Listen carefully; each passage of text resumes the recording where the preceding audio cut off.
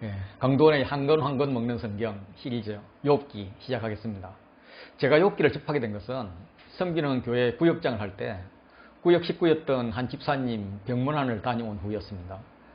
그 집사님은 이제 잘 나가던 건설사 사장님이었는데 IMF 때 조회할 돈은 못 주고 또 부도 나서 받아야 할 돈 못 받고 이러다 보니까 마지막 집마저 이제 내주고 월세로 이렇게 살던 분이었습니다. 뭐 고난이었죠. 그런데 고난이 여기서 끝이지 않고 어느 날 중풍을 맞았어요. 그래도 또 중풍도 의지로 막 일어나시더라고요.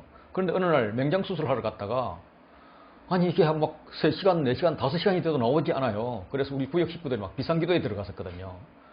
나중에 알고 보니까 대장암이 발견되어서 수술하느라고 시간이 늦어져서 6시간 지나서 나왔었습니다. 그 부분의 이제 병문안을 가서 제가 뭐 구역장이니까 마지막 기도를 해야 되잖아요. 우리 집사님 하나님께서 이렇게 단련하신 후에 점검처럼 나오게 해주십시오 하고 마쳤죠. 그래도 아멘 끝나자마자 아내 권사님이 여보 우리 구역장님 기도대로 힘없고 이번 고난을 통해서 욥처럼 다시 일어설 것을 믿음으로 취하세요 이러는 거예요. 아니 그러니까 저도 또 한마디 했죠. 예 집사님 단련받은 후에 점검처럼 되실 줄 믿습니다 막 이렇게 했는데 그래서 병원에 계신 동안에 욥기 읽으면서 위로를 받으세요 힘내세요 하고 나왔는데 욥기를 권면하고 나오는 제 뒤통수도 굉장히 따가웠어요. 욥기를 권면하는 나는 욥기를 제대로 읽어보았는가, 욥기에 대해서 아는 게 있는가. 당시 제가 이제 섬기던 독수리 성경연구학교에서는 신약만 했기 때문에 욥기에 대해서는 솔직히 아는 게 없었어요. 욥기는 뭐 고난의 책이다 정도. 또 23장 10절에 뭐 내가 가는 길을 그가 아시나니 그가 나를 단련한 후에는 내가 정금같이 나오리라, 지금 같으면 숭은같이 나오리라 요거. 그리고 이제 욥기 8장 7절에 내 시작은 미약하였으나 나중은 힘이 창달이라 뭐 요 정도가 전부였어요. 좀 양심이 걸리잖아요. 그래서 이제 기납적 성경 연구 방식으로 욥기를 읽기 위해서 구조와 배경을 먼저 찾았습니다. 형식은 뭐 귀납적으로 찾은 것이지만 사실은 다른 분이 다 연구해서 연역으로 정리해 놓은 것을 읽는 뭐 수준이었죠. 처음 눈에 들어온 게 욥기는 산문과 시로 구성되어 있다는 것이었습니다. 시작과 끝이 산문이고요. 가운데가 시입니다. 이제 이런 걸 인클루지오 구조라고 하죠. 그래서 이제 이 인클루지오의 산문 부분을 비교해 보았습니다. 물론 뭐 다른 분들이 다 파괴해 놓은 구조를 제가 확인하는 수준이었죠. 산문을 봤더니 이게 완벽한 대칭 구조였어요. 한번 보시죠. A와 A 다시 보시면 욥이 의롭게 살았는데 장수하다 죽는 것으로 이렇게 대꾸가 됩니다. 그리고 B와 B 다시를 보면 욥의 자식들이 아들 7에 딸 3이었습니다. 근데 그들이 다 죽잖아요. 근데 B 다시 보면은 욥의 자식들이 아들 7에 딸 3을 더 낳았습니다. C 보시면 양 7천, 약대 3천, 약대 낙타죠. 소 500, 암낙이 500인데 C 다시를 보시면 이게 더블로 늘었습니다. 양 1만 4천, 약대 6천, 소 1천, 암낙 2천 이렇게 늘었어요. 그리고 이제 가운데 잔치와 기도가 나오고 E는 욥의 고통과 욥의 고난의 회복 요거로 대꾸가 되고요. F는 세 친구가 욥을 위로하기 위해서 오고 오히려 이번에는 세 친구 욥에게 와서 도움을 구하는 거고요. 그리고 G는 친구들의 침묵이 7주 7야로 이루어지고요. G-는 친구들의 논박인데 이제 그때 이제 수송아리 7과 수양 7으로 이렇게 제사를 드리라라고 이야기를 하죠. 그리고 그 사이에 시가 들어가 있어요. 근데 제 생각에 아니 양이나 낙타나 소, 암낙이는 2배로 늘었는데 왜 아들, 딸은 7명, 10명 그대로인가? 이런 의문이 들었습니다. 그래서 완전수 10을 맞추기 위해서 그랬나? 이렇게 생각하다가 아니 20으로 하면 완전수 10에다가 정인의 수 1을 곱해서 하면 훨씬 더 낫겠네? 뭐 이렇게 이야기를 했는데 그렇지. 땅 이야기로 보면 10명, 10명 그대로지만 하늘 이야기로 따지면 자녀도 배로 남았구나. 왜냐하면 먼저 죽은 그 자녀들도 하나님 나라에 가 있을 거니까. 그래서 부활하면은 뭐 더블로 는 거구나. 그럼 이거 뭐 완전히 더블 인생이네. 그러면 이 시 부분은 욥의 소유가 배로 된 이유가 있겠다. 뭐 이런 생각을 했었습니다. 그래서 저는 시를 읽으면서 욥의 소유가 배가 된 그 이유를 한번 찾아보려고 했죠. 그리고 이제 다른 구조들을 봤는데 베스트만이라는 분이 분석한 자료는 이렇게 산문 구조 사이에 ABC, ABC가 두 번 연속되는 거예요. 그래서 A가 욥의 탄식이고요. B가 친구들과 논쟁인데 B-는 이제 LU의 연설이죠. 그리고 이제 C가 참된 지혜인데 한 번은 욥의 그 지혜 창가이고 두 번째는 하나님의 말씀이죠. 이렇게 구조를 만들었더라고요. 그것도 괜찮다. 뭐 조금 이상하죠. 친구들이 논쟁하고 LU의 연설을 이렇게 대꾸시킨 거는 조금 그런데 그래도 참 괜찮다. 근데 여기서 보면 이제 지혜가 강조되어 있잖아요. 그리고 이 욥기가 지혜 문학이잖아요. 그래서 이 지혜에 착안해서 28장을 중심에 놓은 구조로 분석한 분들도 있었어요. 그래서 이것도 참 괜찮네. 욥의 고난이 시작되었고 그 고난이 오히려 역전되었고, 그래서 욥의 첫 번째 말은 자신의 생애를 저주하지만 하나님이 마지막 말씀은 야 네가 뭐 제대로 알긴 아냐 뭐 이런 말씀이었고, 욥과 세 친구들의 논쟁의 결론 그 사이에 28장 지혜에 관한 시가 있는 것, 요 구조로 분석했는데 그래서 지혜의 관점에서는 이것도 괜찮다 이런 생각을 했었습니다. 그리고 이제 욥기 배경을 한번 봤죠. 뭐 우리 배경 보면 이제 저자가 누구냐, 쓰여진 시기가 언제냐 뭐 이런 것들을 이제 찾는 건데, 솔직히 저자도 모르고요, 쓰여진 시기도 몰라요. 그런데 이제 욥이 살았던 시대의 배경은 아마도 족장 시대일 것 같다라는 결론을 내릴 수가 있어요. 왜냐하면 욥이 재난을 당한 뒤에 140년을 더 살았어요. 그러면 욥이 재난을 당한 때가 뭐 몇 년인지 모르지만 어쨌든 한 200년 이상을 살았다고 볼 수가 있습니다. 그러면 족장 시대의 수명과 거의 일치를 해요. 욥의 부는 가축의 수로 평가가 됩니다. 이거는 아브라함 시대나 야곱의 시대 때도 가축이 얼마나 되느냐 이걸 가지고 평가를 했었거든요. 또 서바인과 갈대아인이 나오는데, 이 사람들은 아브라함 시대에는 유목민이었는데 그때는 정착민이었거든요. 그렇다면은 이 욥에 나오는 이 서바인과 갈대아인들이 욥 것을 빼앗으니까 아마 유목민 시대이지 않았나 이런 생각을 할 수가 있죠.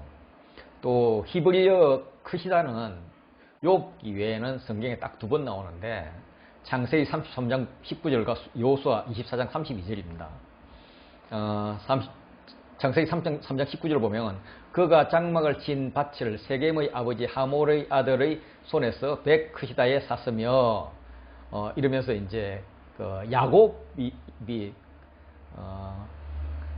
그 세겜 땅을 어떻게 샀는지 그거 이야기하거든요. 여호수아 24장 32절에도 또 욥의 그 장사 이야기를 하면서 그 땅이 어디냐 하면 야곱이 벳크시다 주고 산 거다 이렇게 이야기를 하고, 욥기에는 이제 크시다 대신 캐시타로 나옵니다.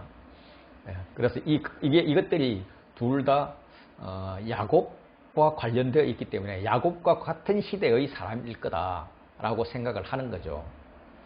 욥의 딸들이 아들들과 마찬가지로 재산을 상속했어요. 그런데 모세의 율법하에서는 아들이 살아있는 한 이건 불가능하잖아요. 그래서 이거는 모세 이후의 시대, 율법 시대의 사람은 아닐 거다 이렇게 보는 거죠. 또 이제 몇 가지 점에서 욥기와 유사한 문학 작품이 족장 시대 이집트와 메소포타미아에서 쓰여진 것들이 있습니다. 그리고 욥기에서 모세의 제도들 이런 것들, 뭐 예를 들어서 제사상 제도라든지 율법이라든지 성막이나 이런 것들이 없어요. 절기도 없고요. 뭐 예를 들면 욥이 직접 제사를 드립니다. 제사장 있는 곳으로 가는 것이 아니라 마치 아브라함이나 야곱이 자기가 직접 제사를 드렸듯이 욥도 직접 제사를 드려요. 그래서 이 욥은 모세 이후의 사람은 아닐 것이다 라고 추정을 할 수 있습니다. 욥기에 하나님의 이름이 전능자 샤다이라 그렇게 31번 나오는데 이 단어는 족장시대에 주로 사용된 거예요. 그리고 이 책에 나오는 인명과 지명들도 족장시대와 연관이 있어요. 뭐 서바라든지 대마라든지 뭐 이런 것들이 다 족장시대 아브라함과 관련이 있는 거예요. 그리고 욥은 BC 2000년경에 서방 셈족의 일반적인 이름이었습니다. 이집트 주술책에 나오는 BC 19세기 왕자의 이름이기도 합니다. 그 외에도 이 이름이 뭐 BC 1400년경에 나오는 편지나 우가리 문서 뭐 등에도 발견이 된대요. 어쨌든 욥은 족장시대에 살던 이야기다 라는 것 정도가 분석이 되었습니다. 그리고 이제 욥기를 읽기 시작하죠. 욥기를 읽으면서 어떤 느낌을 받았느냐 하면 욥기를 딱 시작하자마자 1장 1절 보실래요? 우스 땅에 욥이라 불리는 사람이 있었는데 그 사람은 온전하고 정직하여 하나님을 경외하며 악에서 떠난 자더라. 욥은 온전하고 정직하고 하나님을 경외하는 자고 악에서 떠난 자로 소개합니다. 의인인 거죠. 이에 걸맞은 복도 받고 있습니다. 2절 3절 보시면 동방에서 가장 훌륭한 자로 소개가 됩니다. 그래서 2절 보세요. 아들 7, 딸 3. 7도 완전수, 3도 완전수. 둘 합하면 또 완전수. 10 이렇게 이루죠. 그래서 하나님께 복 받는 사람으로서 좋은 충분한 자식을 누렸다 이렇게 볼 수가 있고요. 그리고 소유물도 이렇게 되게 많습니다. 7천, 3천, 500 뭐 이렇게 되게 많고 또 결론적으로 나레이트가 동방 사람 중에 가장 훌륭한 자라고 이렇게 이야기를 합니다. 온전하고 정직하여 하나님을 경외하며 악에서 떠난 자는 나레이트의 평가이기도 하지만 하나님도 동일하게 2번 말씀하십니다. 욥기 1장 2장에서 그러니까 합하면 무려 3번 이야기하는 거죠. 1장 8절 보시면 여호와께서 사탄에게 이르시되 내가 내 종 욥을 주의하여 보았느냐 그와 같이 온전하고 정직하여 하나님을 경외하고 악에서 떠난 자는 세상에 없느니라. 2장 3절에도 온전하고 정직하여 하나님을 경외하며 악에서 떠난 자가 세상에 없느니라 라고 이야기를 합니다. 오늘날로 말하면 욥은 아주 괜찮은 장로 중에 장로, 재산도 충분히 많아서 막 베풀면서 사는 이런 장로로 이렇게 볼 수가 있는 겁니다. 그런데 본문에 나오는 욥의 말은 야 이게 장로 맞아? 할 정도입니다. 그가 이제 고난을 받죠. 고난이 오자 자신이 태어난 것을 막 저주하고 있습니다. 3장 3절 보시면 내가 난 날이 멸망하였더라면 산의 아이를 베었다 하던 그 밤도 그리하였더라면 그날이 캄캄하였더라면 하나님 위에서 돌아보지 않으셨더라면 빛도 그날을 비추지 않았더라면 막 하나님을 원망하는 거예요. 왜 날 태어나게 하셨어요? 뭐 이런 말이에요. 부모도 원망합니다. 7절 보시면 그 밤에 자식을 베지 못하였더라면 그 밤에 즐거운 소리가 나지 않았더라면 이건 좀 상론말로 하면 즐기기는 부모가 즐기고 고생은 내가 한다 뭐 이런 식의 좀 그런 거시기한 그런 탄식이죠. 11절 보면 어찌하여 내가 태에서 죽어나오지 아니하였던가 어찌하여 내 어머니가 해산할 때 내가 숨지지 아니하였던가 어찌하여 무릎이 나를 받았던가 어찌하여 내가 젖을 빨았던가 뭐 이렇게 산고라는 엄청난 아픔으로 낳은 어머니 어머니를 무시하는 겁니다. 젖먹인 어머니, 이 어머니를 원망하고 있는 거예요. 그래서 이게 맞나? 의인이 맞아? 이런 생각이 듭니다. 그리고 이제 욥의 말에 이어서 이제 욥을 위로하러 온 친구들의 이야기가 나오는데 먼저 엘리바스 말을 한번 볼까요? 5장 8절 보면 나라면 하나님을 찾겠고 내 일을 하나님께 의탁하리라. 하나님은 헤아릴 수 없이 큰 일을 행하시며 기이한 일을 셀 수 없이 행하시나니. 11절도 보세요. 낮은 자를 높이 드시고 애곡하는 자를 일으키사 구원에 이르게 하시느니라. 지극히 옳은 말씀입니다.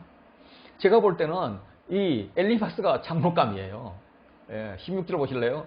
걸음으로 가난한 자가 희망이 있고 악행이 스스로 입을 다무느니라. 맞잖아요. 엘리바스의 충고를 들은 욥은 엘리바스를 비판하다가 막 감정이 복받쳤는지 하나님께 거의 발악 수준으로 따집니다. 표준 세번역을 보면 아주 적나라하게 나오는데 제가 표준 세번역으로 보여드리겠습니다. 7장 16절 한번 보시죠. 나는 이제 사는 것이 지겹습니다. 영원히 살 것도 아닌데 제발 나를 혼자 있게 내버려 두세요. 내 날이 허무할 따름입니다. 사는 게 지겹대요. 하나님 더 이상 나의 왕이 아니니 그냥 내버려 두세요. 이렇게 말하는 겁니다. 19절 20절은 더 심합니다.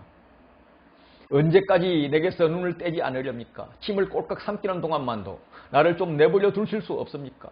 사람을 살피시는 주님, 내가 죄를 지었다고 하였어. 주님께서 무슨 해라도 입으십니까? 어찌하여 나를 주님의 관역으로 삼으십니까? 어찌하여 나를 주님의 짐으로 생각하십니까?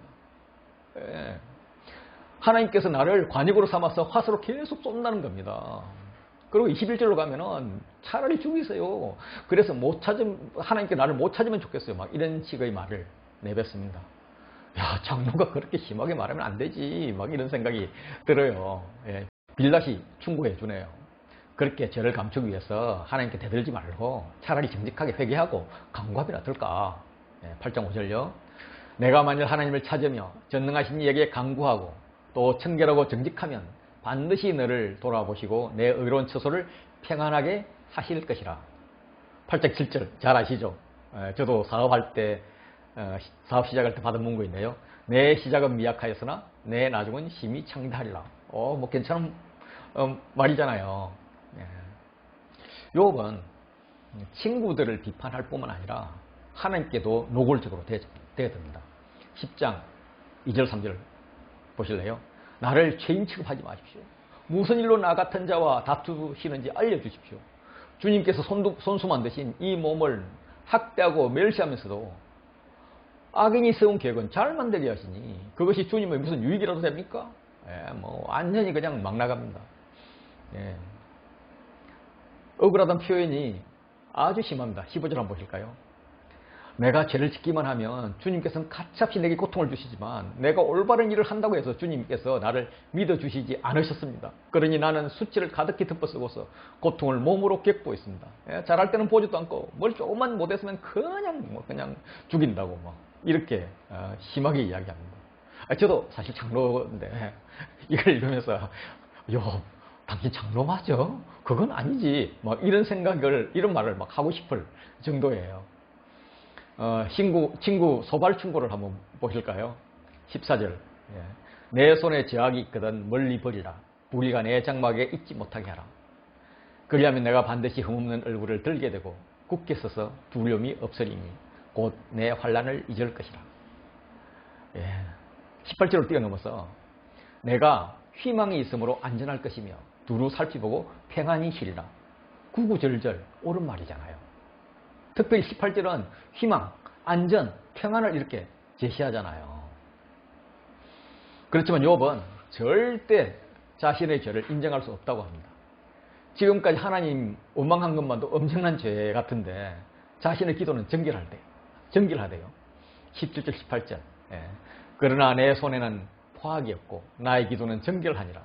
땅아 내 피를 가리지 말라. 나의 부러지점이 쉴 자리를 잡지 못하게 하라. 완전 억지죠. 19절부터 22절까지는 하나님 외에 중보자를 등장시킵니다. 하나님과 자기 사이에 그 중재자가 중재해 주기를 바란다고 합니다. 다시 말해서 하나님이 틀렸고 내가 맞으니 누군가 중간에서 판단하고 하나님께서 제대로 알려주란 말입니다. 19절 보시면 지금 나의 정인이 하늘에 계시고 나의 중보자가 높은 데에 계시니라. 나의 친구는 나를 조롱하고 내 눈은 하나님을 향하여 눈물을 흘리니 사람과 사람 사이에 인자와 그 이웃 사이에 중재하시기를 원하노니 수년이 지나면 나는 돌아오지 못할 길로 갈 것임이니라. 욥 장로 그거 완전 신성모독이야. 그러면 안 돼. 이런 생각이 듭니다. 그러면 욥은 아니야. 하나님께서 자기 잘못을 아셔야 돼. 19장 6절요. 하나님 나를 억울하게 하시고 자기 거물로 나를 애워사신 줄 알아야 할지니라. 그러면서 자기 말이 영원히 지어지지 않도록 기록되길 원합니다. 23절, 24절 보실까요? 나의 말이 곧 기록되었으면, 책에 씌어졌으면, 철필과 납으로 영원히 돌에 새겨졌으면 좋겠노라. 그래서 자기는 죽고 난 후에라도 대속자가 살아계셔서 자기 억울함을 풀어달라고 25절, 26절에 호소하고 있습니다. 내가 알기에 나의 대속자가 살아계시니 마침내 그가 땅 위에 쓰실 것이라. 내 가족이 벗김을 당한 뒤에도 내가 육체 밖에서 하나님을 보리라. 이런 자는요, 능지처참해야 되지 않을까요? 능지처참해야 된다고 이 연사 강력하게 주장합니다. 주장합니다. 뭐 이렇게. 그런데 하나님의 평가는 저희가 표면적으로 보는 이런 평가와 전혀 다릅니다. 42장 7절을 같이 읽으시죠. 여호와께서 욥에게 이 말씀을 하신 후 대만 사람 엘리바스에게 이르시되 내가 너와 내 두 친구에게 노하나니 이는 너희가 나를 가리켜 말한 것이 내 종 욥의 말과 같이 정당하지 못함이니라. 세 친구의 말은 틀렸다는 거예요. 니네들이 한 신성모독의 말에 화가 난다는 거예요. 반면에 욥의 말은 정당하답니다. 우와. 그렇지만 우리는 어떻게 해야 돼요? 아무리 하나님의 판단이 내 생각과 다르더라도 하나님 옳잖아요. 그래서 내 생각을 하나님께 맞춰야 되잖아요. 그래서 먼저 욥이 한 말과 친구들이 한 말을 나눠놓고 이 부분이 욥의 말이면 좀 이상하더라도 이건 옳은 말이야 이렇게 생각해야 되고요. 친구들 말이면 한 말씀 한 말 다 옳은 것 같아요. 그런데 이건 틀린 거야. 뭔가 잘못됐어. 하나님 하나실만도 하네. 뭐 이렇게 읽어야 되는 거예요. 쉽지는 않죠. 그래서 이제 이런 목적으로 말을 분류해 보니까 산문으로 되어 있는 서문과 결어가 있고 희로된 부분은 3장에서 욥이 탄식을 합니다. 그리고 이제 4장부터 31장까지 친구가 한마디 하면은 한마디 분수를 두면은 욥이 이야기하고 엘리바스가 이야기하면 욥이 이야기하고 그걸 받아서 또 빌닷이 뭐라 하고 그러면 욥이 받아서 변명하고 또 소발이 받아서 이야기하고 욥이 받아서 이야기하는 요런 논쟁 사이클이 한 번, 두 번, 세 번 반복이 됩니다. 물론 세 번째는 소발의 말이 없어요. 소발이 원래 말이 좀 적거든요. 나이도 제일 어렸던 것 같고요. 그래서 도저히 욥에게 말로서는 이길 수 없을 것 같아서 세 번째는 그냥 말 안 하고 포기한 것 같습니다. 야, 니 같은 놈이랑 말하기 싫다 뭐 이런 식이었던 것 같아요. 그러니까 욥도 할 말이 없죠. 그러니까 그때 이제 엘리후라는 자가 등장해서 한마디를 세게 합니다. 엘리후 말에 대해서는 욥이 반론도 하지 않고 하나님께서도 아무 말씀 안 하세요. 무시하는 거죠. 그래서 무시해도 될 정도로 영양가가 없는 말이다 뭐 이런 의미인 것 같은데 엘리후 본인 딸에는 막 세 친구를 막 비판하는 거. 그렇게밖에 욥을 비판하지 못하냐? 그렇게 해가 어떻게 욥을 이기겠냐? 막 이렇게 이야기하고 욥에게서는 야, 욥 너 똑똑한 척하지 말고 내 말 들어봐. 막 이렇게 이야기하는데 그렇게 실컷 이제 다른 사람 비판해놓고 자기 말을 할 때는 들어보면 그 나물에 그 밥이에요. 그래서 어떤 사람들은 이게 뭐 문맥상 맞지 않아서 이후에 추가된 말이다 라고도 하지만은 제 생각에는 어느 바보가 아니라면은 이런 영양가 없는 말을 추가할 리가 있겠나. 그래서 이 글의 다른 역할이 있을 거다 뭐 이런 생각을 합니다. 38장부터는 하나님의 말씀이 진행이 됩니다. 그리고 이제 욥이 짧게 답변하고요. 사실상 삐져서 하나님 나 이제 더 이상 말 안 해요 뭐 이런 거죠. 왜냐하면 하나님은 욥이 알고 싶은 말씀을 안 하고 그냥 욥이 답할 수 없는 것을 가지고 내리 길을 죽입니다. 그래서 욥이 막 삐진 것 같고요. 두 번째 질문 더 황당해요. 그런데 욥이 답변을 해요. 그리고 하나님이 결론을 내려요. 이걸 법정에서 소송 혹은 재판하는 양식으로 보는 견해도 있습니다. 그러면 이제 법정이 이제 천상에서 이루어져요. 재판장은 하나님이시고 검사가 사탄입니다. 그래서 3장에 피고인 욥이 진술을 합니다. 그러면 세 친구는 검사적 증인으로 이렇게 욥의 죄를 이야기하고요. 욥은 거기에 대해서 변명을 하는 거죠. 변호사가 없는 거예요. 예, 그렇게 하다가 28장에 가면 욥이 이제 26장부터 31장이 욥의 이야기잖아요. 그걸 이제 27장과 28장과 29, 30, 31장을 나누는 거예요. 28장은 이제 지혜의 찬미거든요. 근데 그 지혜의 찬미부터 27장까지는 빌닷의 말에 반박을 하는 거고 28장 이후는 이제 지혜를 찬미하고 욥이 최후 변론을 하는 이런 말로 인식을 합니다. 그러고 나면 이제 욥의 최후 변론 다음에 이제 엘리바스나 빌닷의 소발 중에 누군가가 최후 변론을 검사적 입장에서 해야 되는데 말빨이 안 되니까 검사적 대변인인 다른 사람 엘리후가 나타나서 연설을 합니다. 그러면 이제 재판장님께서 하나님께서 훈시를 하고 판결을 하는 이런 구조로 되어 있다. 뭐 이렇게 하는데 그것도 일리가 있고 뭐 재미가 있어요. 물론 문제도 좀 있죠. 일단 욥기 42장 7절은 욥의 말이 맞고 친구의 말이 틀리다 하는 판결입니다. 이 판결이 왜 나왔을까? 이렇게 질문을 하면서 읽어가면 욥기에서 막히는 곳이 나옵니다.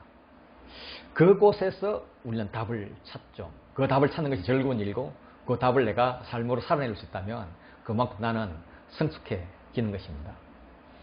그래서 욥기의 구조를 어떤 내용으로 되어 있는지 잠깐 한번 보면 사탄이 참소를 합니다. 그래서 욥은 알 수 없는 고난을 받아요. 욥의 친구들도 뭐 짓불 이제 아는 것도 없으면서 막 지 잘났다고 훈수를 둡니다. 천상에서 일어난 일을 거기서 하나님과 사탄의 대화는 이 글을 읽는 독자들만 알고 있죠. 그리고 그걸 아는 상태에서 이 천상의 이야기를 모르는 욥과 친구들의 논쟁을 보는 거예요. 논쟁, 이제 말싸움이죠. 이 말싸움은 자기 지식 싸움에 지나지 않습니다. 욥의 질문은 하나님께서 죄 없는 자신에게 왜 고난을 주실까 하는 것이고 친구들은 야 누가 고난을 당하고 있잖아. 그걸 보니까 너는 분명히 죄가 있는 거야. 회개해. 이렇게 하는 겁니다. 하나님 말씀도 야 니네들 모르는 천상에 이런 일이 있었어. 그렇게 하면은 문제가 풀릴 텐데 욥의 입장에서는 비아냥 거리는 말씀만 하세요. 막 욥이 속 터지는 거죠. 물론 욥과 친구들이 한참 이야기할 때는 전혀 말씀 안 합니다. 막 하나님 계시나 싶을 정도로요. 그런데 무슨 일이 있었는지 41장에서 하나님 말씀이 끝나고 42장에서 욥의 답변은 기존의 답변과 전혀 다른 그런 답변입니다. 42장이 시작되기 전에 무슨 일이 일어났을까? 이건 추론할 수밖에 없는데 이제 이 추론을 하시는 분들이 다양한 욥기 해석을 합니다. 저도 그 추론 중에 하나를 소개하도록 하겠습니다. 욥기에는 까닭이란 단어가 6번 나옵니다. 1장 9절 욥이 어찌 까닭 없이 하나님을 경외하리까? 2장 3절 내가 나를 충동하여 까닭 없이 그를 치게 하였어도 17절 까닭 없이 내 상처를 깊게 하시며 10장 2절 무슨 까닭으로 나와 더불어 변론하시는지 22장 6절 까닭 없이 형제를 볼모로 잡으며 37절 7절 그대의 의복이 따뜻한 까닭을 그대가 아느냐 이런 까닭 6번 나옵니다. 인간이 하나님을 찬양하는 데는 까닭이 있는가?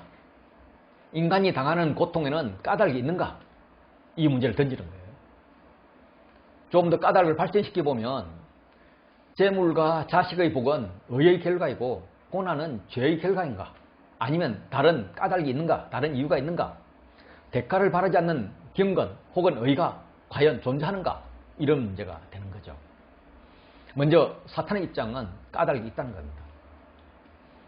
하나님이 울타리를 쳐주셔서 보호하시니까 하나님을 경외한다는 겁니다. 1장 9절 사탄이 여호와께 대답하여 이르되 욥이 어찌 까닭 없이 하나님을 경외하리까? 10절 주께서 그와 그의 집과 그의 모든 소유물을 울타리로 두르심 때문이 아니니까? 주께서 그의 손으로 하는 바를 복되게 하사 그의 소유물이 땅에 넘치게 하였음이니이다.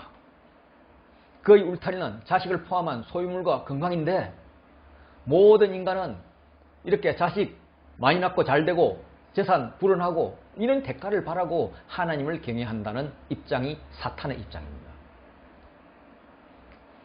욥은 고난을 당하는 이유를 알지 못해요. 그래서 그동안 배운 바로는 의에 대해서는 복이요 죄에 대해서는 벌이라고 알고 있는데, 그게 맞다고 생각하고 있는데, 복은 소유와 건강이라고 생각했는데 이번에 자신이 당하는 고난은 도저히 이해할 수가 없는 거예요. 이상하다. 죄가 없는데도 고난을 받는 것 같아. 그래서 친구들에게 나 죄 없다 주장을 하면서 하나님 잘못하시는 거 아니에요? 하나님 잘못 알고 계신 거 아니에요? 뭐 이렇게 따지는 거죠. 아니면은 내가 뭘 잘못했는지 밝혀주시든지 뭐 이런 말씀이죠. 9장 17절 보면 그가 폭풍으로 나를 치시고 까닭 없이 내 상처를 깊게 하시며, 나 까닭을 모르겠어. 10장 2절 내가 하나님께 아뢰오리니 나를 정죄하지 마옵시고 무슨 까닭으로 나와 더불어 변론하시는지 내게 알게 하십시오. 내가 무슨 죄를 졌는지 알게만 해주면 내가 고칠게요. 이렇게 이야기를 합니다. 자기가 알고 있는 게 너무 헷갈리는 거예요, 지금 욥은. 그런데 분명히 아닌 것 같아요. 하나님께서 뭔가 잘못 알고 벌을 잘못 주는 것 같은 거죠. 그런데 친구들의 입장은 반드시 까닭이 있다. 까닭이 있기 때문에 네가 무슨 죄를 졌는지 내가 확실히 모르는데 욥의 당신의 고난을 보니까 죄가 있음이 분명하다. 그리고 욥이 막 이렇게 막 악을 쓰면서 이렇게 반박하는 걸 보니까 너 분명히 죄를 숨기고 있는 게 틀림없어. 뭐 이런 입장입니다. 이걸 근거로 해서 엘리바스는 욥의 죄를 추론하고 있습니다. 생각하여 보라. 죄 없이 망한 자가 누구인가? 정직한 자의 끊어짐이 어디 있는가? 내 악이 크지 않냐? 내 죄악이 끝이 없느니라. 까닭 없이 형제를 볼모로 잡으며 헐벗은 자의 의복을 벗기며 목마른 자에게 물을 마시게 하지 아니하며 줄인 자에게 음식을 주지 아니하였구나. 너 부자 어떻게 됐는지 그동안에는 그냥 복받아 부자 된 줄 알았는데 가만히 생각해 보니까 지금 너 꼬라지를 보니까 너 막 그냥 다른 사람 착취해서 그래 부자 된 거 아니야? 맞지? 뭐 이렇게 이야기를 하는 겁니다. 빌닷은 더 심한 말을 합니다. 8장 4절 보시면 내 자녀들이 죽게 덕죄하였으므로 주께서 그들을 그 죄에서 붙드셨나니. 예. 내 자녀들 한꺼번에 다 죽었잖아. 왜 죽었겠어? 죄지어서 죽었겠지. 그러니까 혹시 너도 모를지 모르는데 너 하나님께 빌어. 그러면서 욥의 막 상처를 막 그냥 더 찌르고 있죠. 막 그냥 막 상처에 고춧가루, 뭐 소금가루 뿌리고 있는 거죠. 자녀들이 죽은 걸 보니까 분명히 죄가 있다. 그러니까 8.5절 내가 만일 하나님을 부지런히 구하며 전능하신 이에게 빌고 또 청결하고 정직하면 정녕 너를 돌아보시고 내 의로운 집으로 형통하게 하실 것입니다. 너 솔직히 이렇게 정직하게 회개하면 그때 하나님께서 회복시켜 주실 거다. 막 이런 맞는 말인데 정말 쓰라린 이런 말을 합니다. 소발도 뭐 한 찌름 합니다. 까닭이 있다는 전제하에서 죄가 엄청 크다고 이야기합니다. 11장 6절 보실래요? 지혜의 오묘로 내게 보이시기를 원하노니 이는 그의 지식이 광대하심이라. 너는 알라. 하나님의 벌하심이 내 죄보다 경하니라.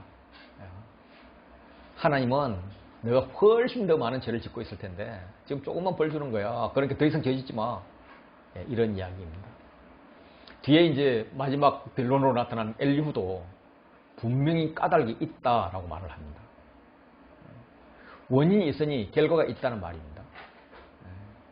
하나님의 명령에 대한 순종 여부가 형통이냐 벌이냐를 가른다고 말합니다. 36장 11절요. 만일 그들이 순종하여 섬기면 형통한 날을 보내며 즐거운 해를 지낼 것이요.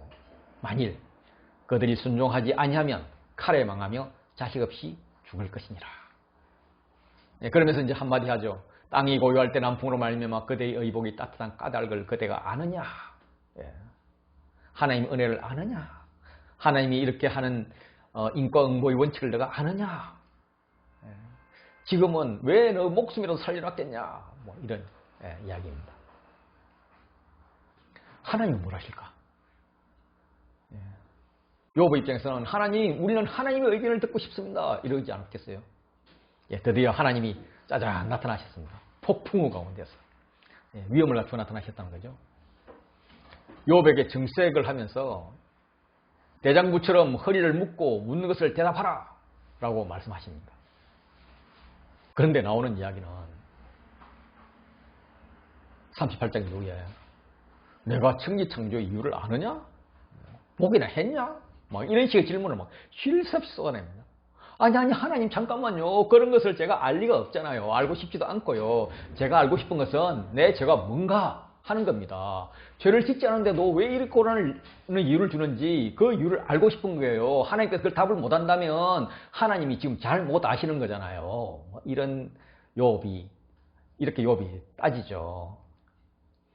그래? 수준을 좀 낮춰달라고? 그럼 땅 이야기를 해주지.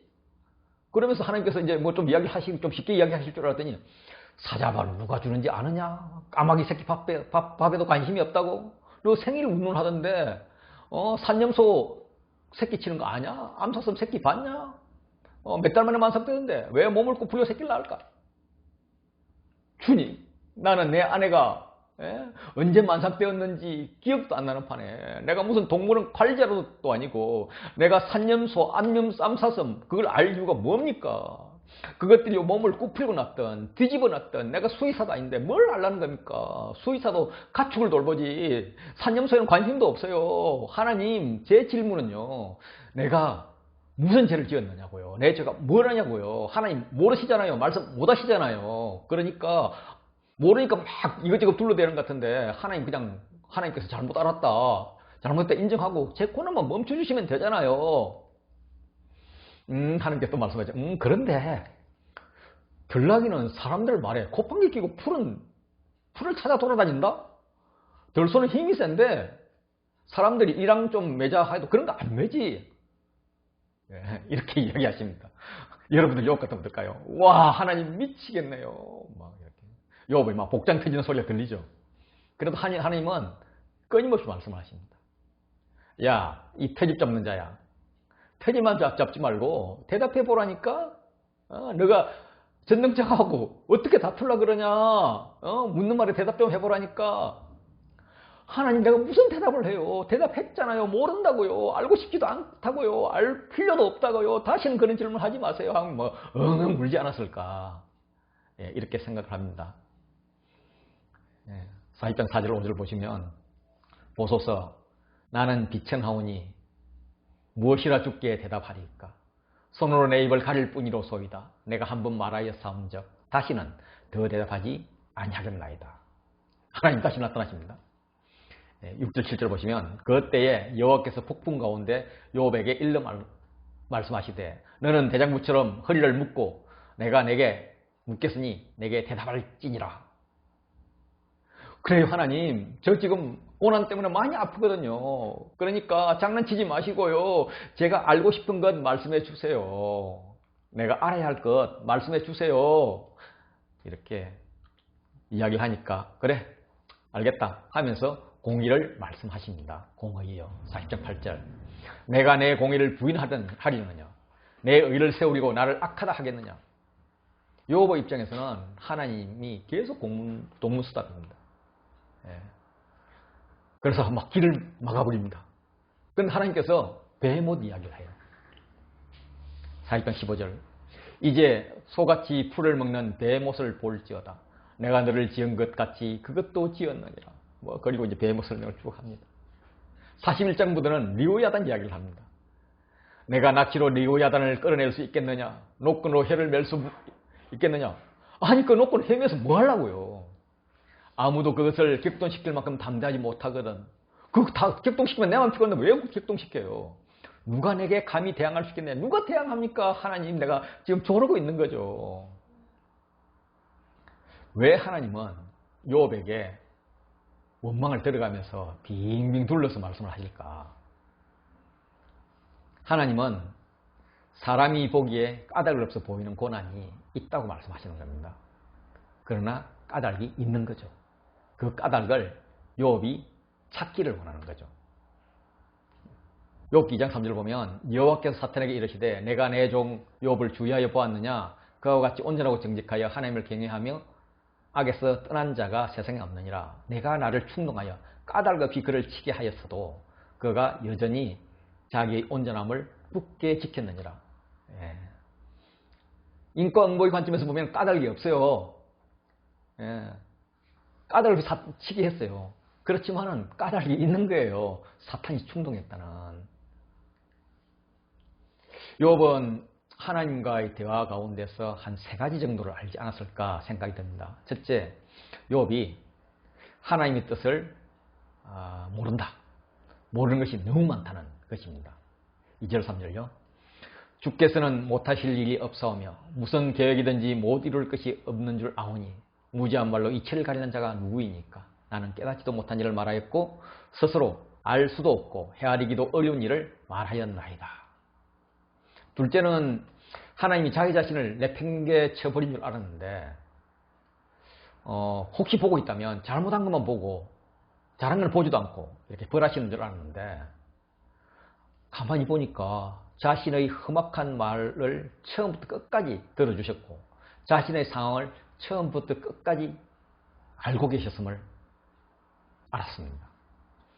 그리고 3번째로는 이제야 무엇을 물어봐야 할지 감이 잡히는 거예요. 그래서 진지하게 다시 묻습니다. 4절요. 내가 말하겠사오니 주는 들으시고 내가 묻겠사오니 주여 내게 알게 하옵소서. 그런데 5절 보면 내가 주께 대하여 귀로 듣기만 하였사오나 이제는 눈으로 주를 배웁나이다 하면서 욥이 질문한 것도 없고 하나님이 대답한 것도 없습니다. 어떤 대화가 있었을까? 완전히 생략됩니다. 그럼에도 불구하고 욥은 6절에 보면 그러므로 내가 스스로 거두어드리고 티끌과 제 가운데서 회개하나이다. 회개로 이어져요. 하나님을 이제 눈으로 보았다. 직접 만났다라고 이야기를 하고 회개합니다 라고 이야기를 합니다. 그러면 4절과 5절 사이에 어떤 대화가 있었을까? 대화가 없었다면 욥은 무엇을 알게 되었을까? 이게 또 하나의 포인트가 될 수 있을 것 같습니다. 저는 이렇게 성경을 읽어요. 저는 하나님과 대화 가운데서 욥의 영안이 열렸다고 생각을 합니다. 눈에 보이는 것이 전부가 아님을 확실히 본 것 같아요. 하나님께서는 정답 대신 계속 힌트만 주셨습니다. 욥은 고난 과정에서 그 답을 찾았던 것 같습니다. 욥과 친구의 대화는 단순히 말꼬리를 붙들면서 자기의 지혜를 과시하는 수준이었습니다. 모두 영적인 접근이 없었습니다. 영을 언급한 자는 엘리바스 뿐인데 한번 보실래요? 4장 15절. 그때 영이 내 앞으로 지나매 내 몸에 털이 쭈뼛하였느니라. 그 영이 서 있는데 나는 그 형상을 알아보지 못하여도 오직 한 형상이 내 눈앞에 있었느니라. 그때 내가 조용한 중에 한 목소리를 들으니 또 15장 13절에도 내 영이 하나님께 분노를 터뜨리며 내 입을 놀리느니라. 이렇게 단지 자기의 말에 권위를 얹기 위해서 내가 하나님 환상도 보고 막 영적인 사람이야 이 정도 말하는 수준입니다. 욥도 영 이야기를 해요. 6장 4절 보면 전능자의 화살이 내게 박힘에 나의 영이 그 독을 마셨나니. 11절도 보면은 내 영혼의 아픔 때문에 말하며 내 마음의 괴로움 때문에 불평하리라. 12절도 보면 생명과 은혜를 내게 주시고 나를 보살핌으로 내 영을 지키게 하셨나이다. 5절도 죽은 자들의 영들이 물밑에서 떨며 물에서 사는 것들도 그러하였다. 이런 식으로 영을 삶과 죽음으로 연결시켰을 뿐이고, 다시 말해 이제 사후 세계 이런 걸 좀 생각하면서 하는 그런 이제 용어인 영을 이야기하는 수준이었을 뿐이에요. 욥과 친구들의 논쟁이 끝나니까 엘리야가 등장하잖아요. 엘리야가 나오면서 영의 문제를 가지고 나왔습니다. 야, 니네들은 영적이지 못해. 너무나 수준 낮은 지혜 이야기만 하고 있어. 32장 7절을 보시면 내가 말하기를 나이가 많은 자가 말할 것이요 연륜이 많은 자가 지혜를 가르칠 것이라 하였노라. 그래서 영이신 하나님의 뜻을 깨달으려면 영으로 접근해야 한다. 성령 충만해야 된다 하고 문을 띄웁니다. 8절 보시면 그러나 사람의 속에는 영이 있고 전능자의 숨결이 사람에게 깨달음을 주시느니라. 상당히 그 이야기가 기대됐습니다. 그런데 이후에도 영 이야기를 해요. 18절에도 내 영이 33장 4절에도 하나님의 영이 나를 지으셨고 14절에도 그 영과 이렇게 영 이야기를 하는데 결국은 뒤에 이야기를 들어보면 친구들과 다른 말이 없어요. 굉장히 길거든요. 아주 긴, 그렇지만 친구들과 전혀 다르지 않은 엘리후의 이야기가 그나마 의미가 있는 것은 제 생각에 영의 세계에 대한 생각을 할 기회를 준 것이 아닌가라고 생각을 합니다. 저는요. 하나님도 욥이 모르는 세계를 가르쳐주고 싶어 하십니다. 너의 지식이 다가 아니다. 훨씬 깊은 뜻이 있다. 너희 단순한 지식에 갇혀 살아서는 안 된다. 이렇게 말씀하시는 듯합니다. 그래서 천지창조 이야기도 합니다. 동물의 세계도 이야기하지만 욥은 반발하죠. 그래서 너의 능력과 하나님의 능력은 다르다 하면서 상상 속의 동물, 영의 세계에 존재한다고 생각되는 동물인 베못을 언급합니다. 영의 세계를 인식하라는 거죠. 베못을 하마로 생각해 버릴까 봐서 이제는 리보야단 이야기도 합니다. 하나님이 우주를 운행하시는데 이런 동물도, 다시 말하면 악의 세력도 사용하신다라고 말씀하고 있는 겁니다. 이 과정에서 욥은 천상의 세계에 눈을 뜬 것으로 보입니다. 제 생각입니다. 제 생각요. 왜냐하면 그동안 욥은 영문도 모르고 고난을 당했거든요. 그런데 1장 2장에서 그 천상회의 이야기를 했고 그것 때문에 고난을 당했다고 이야기를 쓰고 있습니다. 이게 소설이 아니고 사실이라면 누군가가 1장 2장의 사실을 깨우쳤기 때문인데 이 욥기의 상황에서는 이걸 깨우칠 사람이 욥밖에 없는 거예요. 욥의 유관이 떠져서 볼 수도 있고 하나님께서 욥에게 이야기해 줬을 수도 있고요. 그래서 욥이 이해할 수도 있고요. 우리는 욥기의 저자가 누구인지 모릅니다. 만약에 저자가 욥이라면 본인이 그것을 알았기 때문에 본인이 직접 썼을 것이고요.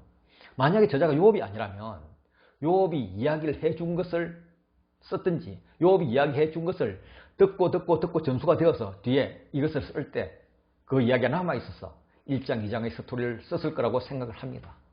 우리는 성경을 소설이라고 볼 수가 없죠. 지어낸 것이라고 볼 수가 없죠.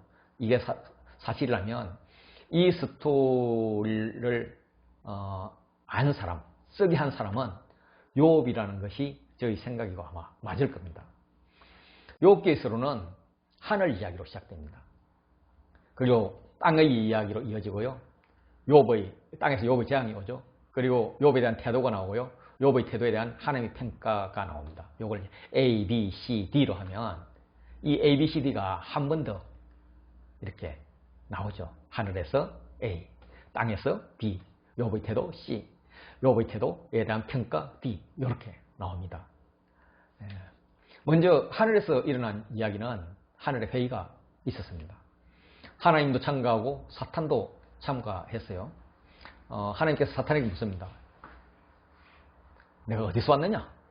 사탄이 땅을 두루 돌아다니다가 여기저기 다녀왔습니다. 라고 대답을 했더니 하나님께서 갑자기 그래? 너 욥 봤지? 욥 어땠어? 대단하지? 욥 이야! 이러면서 욥을 자랑하는 겁니다. 1장 8절요. 여호와께서 사탄에게 이르시되 내가 내 종 욥을 주의하여 보았느냐? 그와 같이 1. 온전하고 2. 정직하여 3. 하나님을 경외하며 4. 악에서 떠난 자는 세상에 없느니라. 사탄이 비웃죠. 아이고 하나님, 욥이 어찌 까닭 없이 하나님을 경외하겠습니까? 하나님 집도 주시고 소유물도 주시고 울타리를 쳐주시기 때문인 거죠. 하는 것마다 복을 줘서 소유물이 땅에 넘치게 해주니까 그러는 거지. 만약 하나님이 그 소유물을 쳐서 그 돈을 들이면 틀림없이 하나님을 욕할 겁니다. 내게 하실래요? 이렇게 나오는 거예요. 1장 10절만 한번 읽어볼까요? 주께서 그와 그의 집과 그의 모든 소유물을 울타리로 두르심 때문이 아니니까. 주께서 그의 손으로 하는 바를 복되게 하사 그의 소유물이 땅에 넘치게 하였기 때문에 그렇습니다.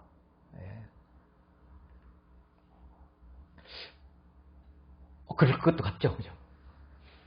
왠지 불안하고. 사탄이 내기를 하자 그러면 하나님이 질 것 같잖아요. 그런데 하나님이 마음이 확고합니다. 야, 이 자식아, 내기하자고. 내기 하나만 하면 내가 이기지. 그래, 하고 싶은 대로 해봐. 소유물 때문에 욥이 나를 좋아한다면 소유물 다 뺏어. 근데 욥의 몸은 건드리지 마. 12절 여호와께서 사탄에게 이르시되 내가 그의 소유물을 다 내 손에 맡기노라. 다만 그의 몸에는 내 손을 대지 말지니라. 사탄이 곧 여호와 앞에서 물러가니라. 하나님의 욥에 대한 신뢰는 대단합니다. 예. 그래서 사탄의 장난을 쳐가지고 땅에서 욥의 영문을 고난이 시작됩니다. 고난은 굉장히 급하게 일어납니다. 하루나 하면서 막 고난이 시작되고 그가 말하는 동안에 세 번 반복되면서 이게 한 번은 인재, 사람을 인재, 한 번은 천재, 인재, 천재 이렇게 진행이 돼요.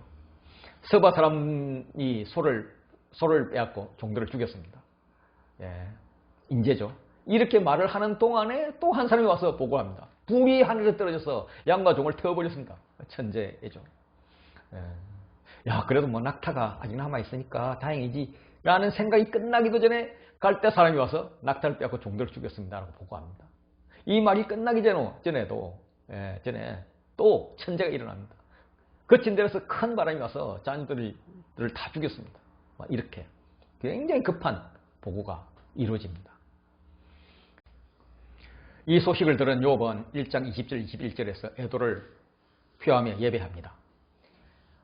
1장 20절 욥이 일어나 겉옷을 찢고 머리털을 밀고 땅에 엎드려 예배하며 이르되 내가 못해서 알몸으로 나와 싸운 적 또한 알몸으로 그리로 돌아가올지라.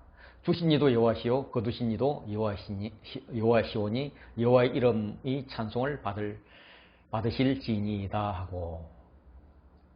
그래요. 뭐 알몸으로 왔는데 뭐 알몸으로 돌아가면 되지 뭐. 주신이도 여호와시요 거두신이도 여호와신데 뭐 내가 뭐 할 말이 있나요? 할 수 있는 게 있나요? 그냥 여호와 이름을 찬송할 수밖에.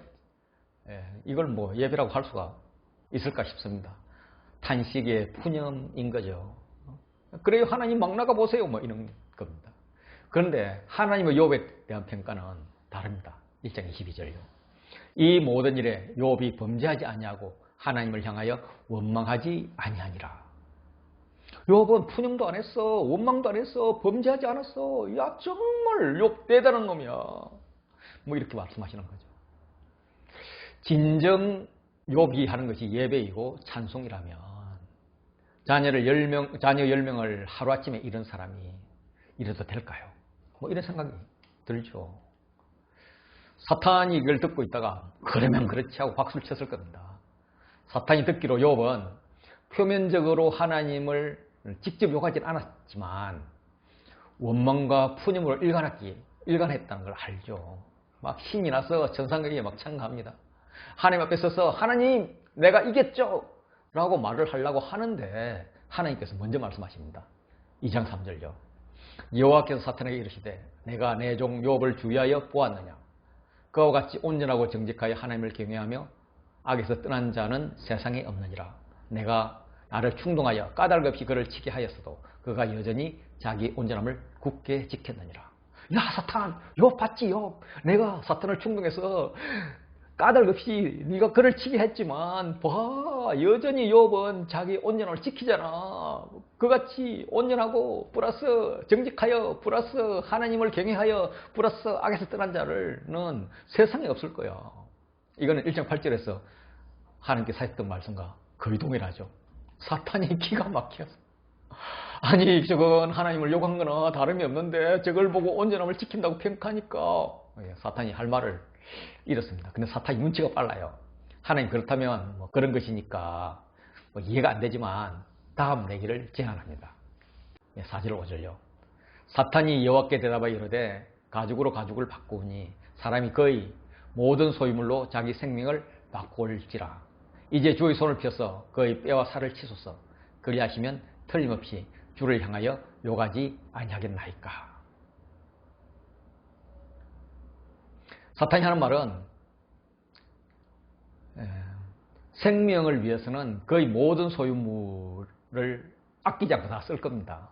그래서 소유물 이런 거 가지고는 뭐 생명 괜찮으면 뭐 괜찮을 겁니다. 그렇지만 이제 생명을 위협해 보십시오. 그러면 틀림없이 주를 향해서 욕할 것입니다. 이렇게 제안을 합니다.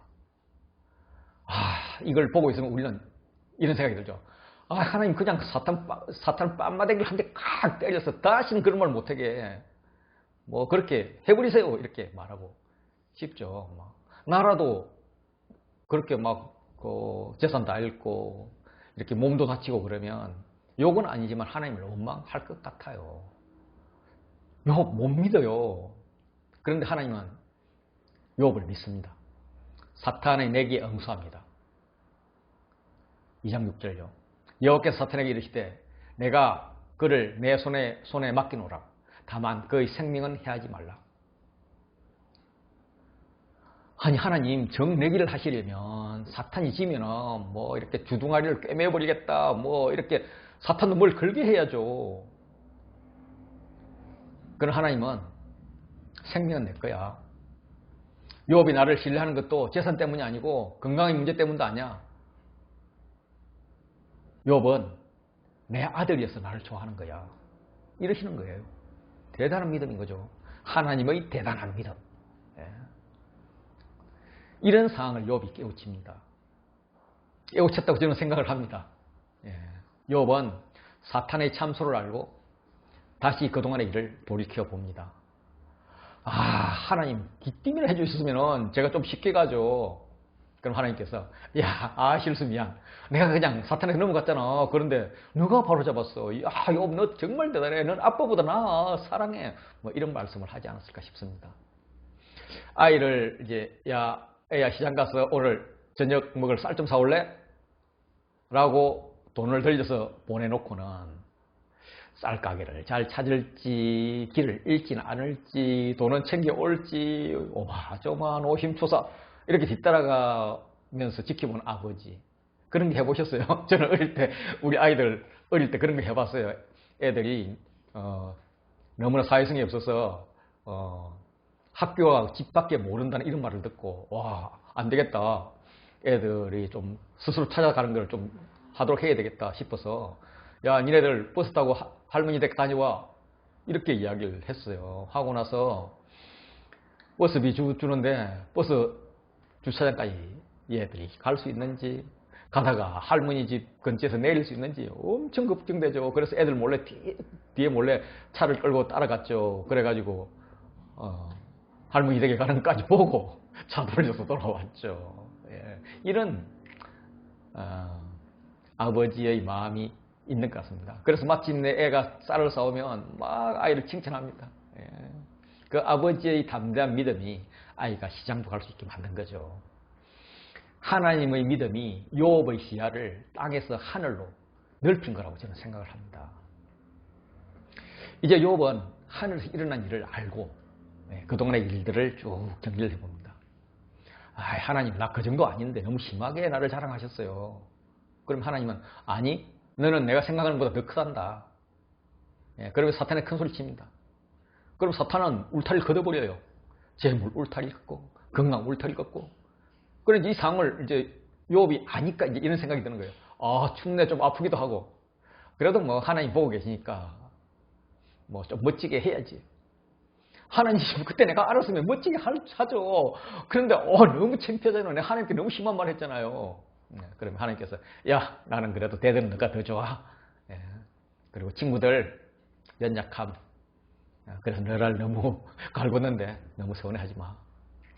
그럼 이제 욥도 이제 야, 친구들 뭐 몰라서 그랬죠. 그때는 뭐 엄청 서운하고 뭐 아팠는데 저나 나나 뭐 똑같았죠.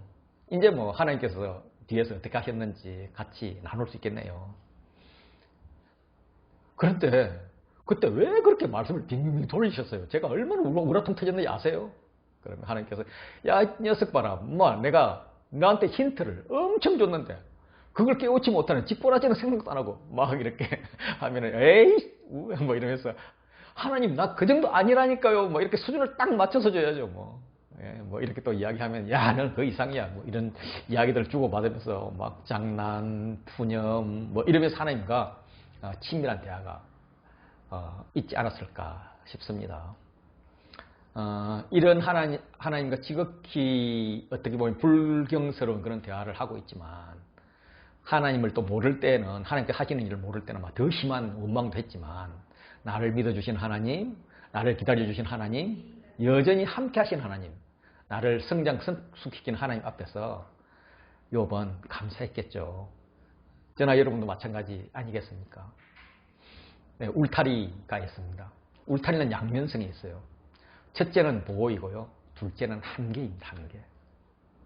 사탄은 하나님이 욥의 울타리, 욥의 보호막을 걷어버리면, 즉 보호하지 않고 고난을 허락하면 욥이 하나님을 떠날 것을 기대했습니다. 그런데 욥은 오히려 죄의 두려움에 대한 성결 수준, 그러니까 그전에는 자식들이 잔치하거나 속이 찢었을까 싶어서 막 이렇게 제사 지냈잖아요. 거기에서 아주 적극적이고 친밀한, 심지어 말다툼까지도 하는 그런 대화, 토로, 이런 기도, 이런 걸 통해서 사탄의 정체와 영적 세계를 알게 됩니다. 천상회의도 알게 되죠. 다시 말해서 울타리 밖을 볼 수 있었습니다. 그가 고난이 끝나지도 않았었어요. 그렇지만 그 왼수 같은 친구들을 위해서 제사할 수 있는 성숙한 사람이 되었습니다. 이후 그는 회복되었고 복을 배로 받았습니다. 하나님께서 울타리를 거두시는 것은 고난을 주기 위해서가 아니라 울타리를 넓혀주기 위해서입니다. 사탄의 계계를 알고 하나님을 더 알도록 나를 성숙시키기 위한 겁니다. 나의 한계를 한없이 넓혀주고자 하는 그 하나님 의미하는 거죠. 욥기를 통해서 배우는 것은 많습니다. 그중 하나가 감정의 언어와 이성의 언어가 다르다는 것이었습니다. 욥이 친구들과 논쟁하다가 감정의 언어로 하나님께 토로합니다. 그럼 감정의 언어를 모르는 친구들이 이성의 언어로 욥의 잘못을 고쳐주려 합니다. 욥의 상처에 친구들은 소금을 뿌리고 있습니다. 저도 가장 가까운 친구인 아내에게 그런 짓 많이 했습니다. 소금 많이 뿌렸습니다. 나 이성으로 이해할 수 없는 아내의 말, 그런 아내를 고치려고 했던 말들. 감정의 언어는 언제나 이성의 언어와 충돌합니다. 저는 이성의 언어를 쓰는 사람으로서 남성 위주의 사회에서 배우고 자랐죠. 그리고 좀 커가면서 양성평등 혹은 심지어 역전돼서 여성 우위의 그런 가정을 꾸려가는 그런 삶이었습니다. 아주 힘들었죠. 그런데 욥기를 읽고 많이 배웠습니다. 물론 지금도 아내의 구사리를 듣습니다. 야, 욥기 묵상 몇 번 했다면서 그것도 이해 못해요. 뭐 이런 말을 듣습니다. 아직 이 수준이지만 아내와 싸움이 많이 줄어든 것은 사실입니다. 제가 감정의 언어와 이성의 언어, 아내한테 배운 걸 좀 소개하겠습니다. 아내가 감정의 말을 합니다. 아, 그 자매가 나를 험담하고 돌아다녀. 정말 괴로워. 그럼 저는 이성의 말로, 아니 뭐 험담이 사실이면 회개하면 되는 거고 사실 아니면 무시해버려. 저는 이렇게 이야기합니다. 그럼 아내가 막 열이 나죠. 그래서 저한테 가르쳐줍니다. 제가 나중에는 막 하도 안 돼서 제발 좀 가르쳐줘. 정답 가르쳐줘. 그랬어요. 그러면 이렇게 하래요. 아, 괴롭겠구나. 그 점에 왜 그런디야? 그래도 당신 참는 거 보면 참 대단해? 이렇게 이야기하라는 거예요. 한 번은 아내가 아파서 배가 꼬르륵 끓는 게 너무 아파. 저는 그래? 약 사올까? 야, 안 되겠다. 병원 가자. 안 간다고 뭐, 야, 그럼 나보고 어떡하라고. 내가 무슨 의사냐? 이랬는데 아내가 가르친 정답은 아프니? 어쩌지? 그렇게 아프면 만사 귀찮은데 그래 여기 좀 누워있어. 뭐 이러면서 동의해 주라는 거예요. 이거 쉽지 않죠. 지금도 쉽지 않습니다. 아내가 나 이번 일로 화가 많이 났어. 미치겠어. 꼭 따지고 넘어갈 거야.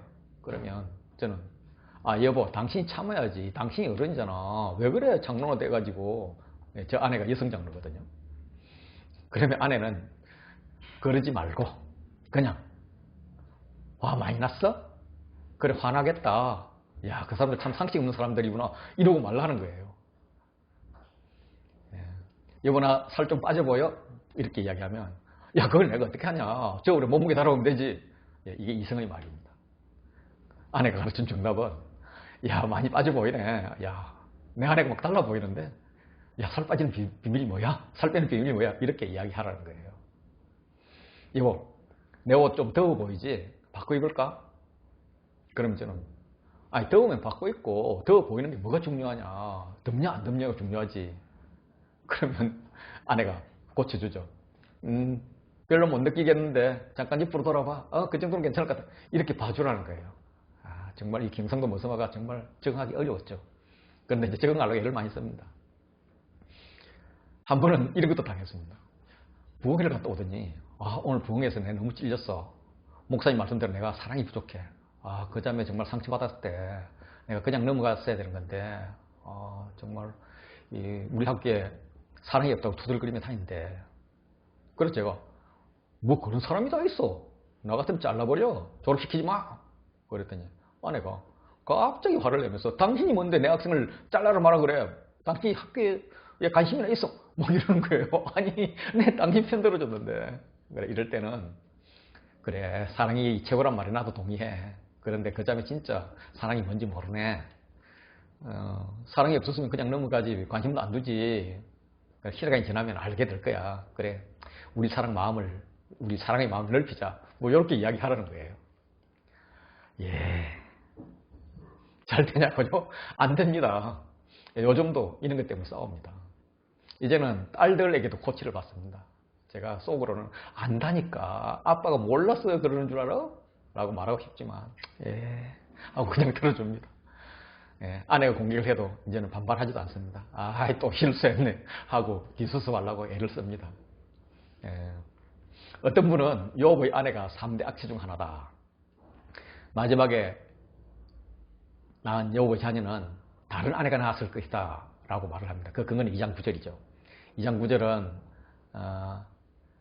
그의 아내가 그에게 이르되, 당신이 그래도 자기 온전함을 굳게 지키느냐 하나님을 욕하고 죽어라, 이런 막말을 하는 것입니다. 이성적으로 보면 뭐 그렇게 이해가 됩니다. 그렇지만 감정의 언어로 이해를 하면 요업의 아내의 말은 사랑의 표현입니다. 요업이 재산이 다 없어지고 몸에 병마저 들어서 질그릇 쪽으로 벅벅 긁고 있잖아요. 아무것도 하지 못하는 걸 보고, 저 착한 남편을 하나님 하셔도 너무 하시지 라는 마음을 담아서 요업에게 감정적 언어로 표현한 것이 2장 9절이라고 저는 생각을 합니다. 여보, 왜 그렇게 바보같이 당하고만 계세요? 하나님께 화도 안 나세요? 좀 따져보세요. 옆에 서서 지켜보는 나도 하나님이 원망스러운데 직접 당하는 당신이 오죽하면 좋겠어요. 말이라도 좀 해보세요. 버거리같이 있지 말고, 그 입에 붙어있는 찬양만 하지 말고 공함이라도 좀 빽빽 지르면서 욕이라도 하세요. 그래, 죽이라면 죽이려 했지. 지금보다 더 나빠지겠어요. 이래서 살아서 뭐하게요 하면서 엉엉 울면서, 하나님 이게 뭡니까? 내 착한 남편 왜 이러세요? 저는 이렇게 읽었습니다. 욥기는 다양한 관점에서 읽을 수 있습니다. 그동안에 제가 소개했던 것은 인과응보의 관점, 영적 전쟁의 관점, 울타기의 관점, 감정의 언어와 이성의 언어, 이런 관점에서 말씀을 드렸을 뿐입니다. 또 어떤 관점에서 욥기를 볼까? 하나님의 공의, 하나님의 성품, 대화의 기술, 고난을 태하는 태도, 또 고난 받는 자를 대하는 태도, 지혜, 책망, 고통, 하나님의 주권, 토로하는 기도, 용서, 다양한 관점에서 볼 수 있을 겁니다. 저는 길을 한번 찾아보았어요. 길이라는 관점에서 읽어도 재미가 있어요. 욥에 나오는 길을 찾아서 한번 읽어보십시오. 저희 해석은 또 다음에 기회가 있으면 할게요. 그리고 이제 마무리를 하겠습니다. 마지막으로 인생에서 중요한 것이 뭔지 잠깐 생각해 보도록 하겠습니다. 시작은 우리가 욥의 소유가 배가 된 이유와 과정을 찾는 데에서 시작을 했습니다. 그런데 하다 보니까 우리는 여기에 관심을 두지 않았습니다. 왜냐하면 소유와는 비교될 수 없는 더 큰 은혜가 있기 때문입니다. 사탄은 소유와 건강에 관심이 컸죠. 물론 우리도 관심이 적지는 않습니다. 그렇지만 사탄이 부채질할 만큼은 아니라는 거죠. 덤으로 주시면 나눠 쓰라는 명령으로 알고 청지기 역할을 하면 되는 거고, 안 주시면 재물 말고 더 주신 것, 그거 나누면 되는 거죠. 진리의 말을 나눠도 되고, 정서를 나눠도 되고, 영적인 것을 나눠도 되고. 소유가 중요하지만 그렇게 중요하지 않다. 사실 우리의 마음은 재산, 건강, 또 남한테 말빨 쓰는 것, 이런 거 중요하잖아요. 이 사탄의 거짓말이라고 저는 생각을 합니다.